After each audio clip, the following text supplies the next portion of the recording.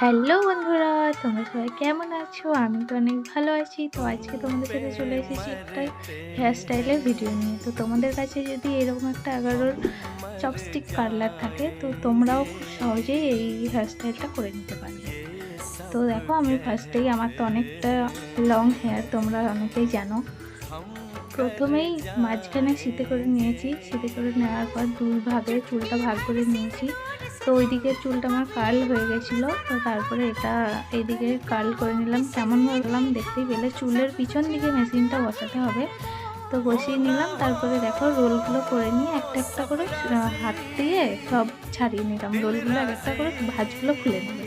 তো তারপরে সবকটা একভাবে মানে একটা গোছ করে ধরে চুলটা টিপ দিয়ে বেঁধে দিলেই হবে, মানে আটকিয়ে নিলেই হবে। তো আটকিয়ে নেওয়ার পরে এবার পিছনে এবার তোমরা এরকম ছেড়ে দিতেও পারো বা খোপা করতেও পারো। আমি আজকে তোমাদের সাথে সহজ একদম সিম্পল খোপা করার একটা দেখাচ্ছি। এই একটা বান, ওই বানটা একটা গার্ডার করে, মানে গার্ডার দিয়ে চুলটা বেঁধে নিলাম। তারপরে বানটা বসিয়ে কাটা লাগিয়ে চুলগুলো তারপরে এই যে দুটো ভাগ ভাগ করে নিয়ে একটু ছড়িয়ে দিয়ে গার্ডার দিয়ে বানটাকে আটকিয়ে নিলাম। তারপরে একটু কাটা দিয়েও আটকিয়ে নিয়েছিলাম। তো তারপরে এই যে দেখো, চুলগুলো রোল রোল করে সেফটি পিন দিয়ে আটকে নেওয়ার পর কত সুন্দর হয়ে গেল না? দেখো তো আমার চুল বাঁধাটা কেমন লাগছে। ভালো লাগলে অবশ্যই জানিও।